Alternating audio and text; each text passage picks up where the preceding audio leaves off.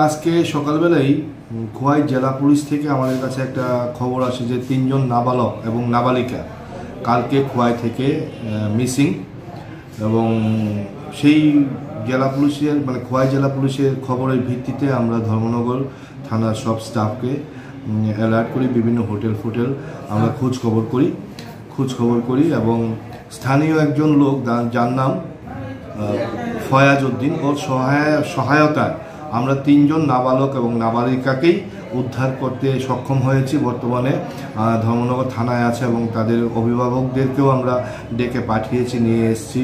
যদি ধর্মনগর থেকে বেরিয়ে তারা পাশের রাজ্যে যদি চলে যেত তাহলে তাদেরকে ইমিডিয়েটলি খুঁজে পাওয়াটা হয়তো আরও কঠিন হতো। আর পাশাপাশি আমি আরেকটা অনুরোধ করব, আমি স্বয়ং নিজেই দেখেছি কিছু সোশ্যাল মিডিয়াতে সেই নিখোঁজ সংবাদটা হয়তোবা তাদের ওয়েশারেই দিয়েছে নিখোঁজ হওয়ার ফলে।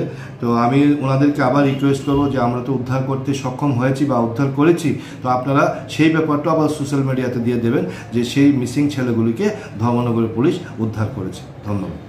হ্যাঁ, কী কারণে তারা বেরিয়েছিল সে বিষয়ে জানতে পেরেছেন কি? এখনও তো আমরা পরিষ্কার না, অভিভাবকদেরকে আমরা ডেকেছি, ওদের সঙ্গে কথা বলছি। তো কিছু ডোমেস্টিক প্রবলেম ছিল বাড়ির মধ্যে, অভিভাবকের সঙ্গে মতের বিরোধ ছিল, সেটাকে পুঁজি করে তো এই 3 জনের মধ্যে একজনই কি পারসন, তার খুব অ্যাক্টিভ রোল ছিল। আমি নামটা বলছি না যেহেতু জুবিনাল বা বয়স ছোট, তো সেই জন্যই একটা প্ল্যান করছিল যে তারা পাশের রাজ্যে আজকেই চলে যাবে। তো সেই ফয়াজ উদ্দিনের প্রেজেন্সে বা তার সহায়তায় বা তার অ্যাক্টিভিটিতে তারা যেতে পারেনি। সে স্থানীয় থানাকে খবর করেছে, যদিও আমরা খোঁজাখুঁজি করতেছিলাম, তারপরে ওই ফয়াজ উদ্দিনের সহায়তায় আমরা সেই নাবালক শিশুগুলিকে উদ্ধার করতে সক্ষম হয়েছি এবং প্রয়োজনীয় কাজকর্ম সেরে আমরা তাদের অভিভাবকের হাতে এখন তুলে দেব।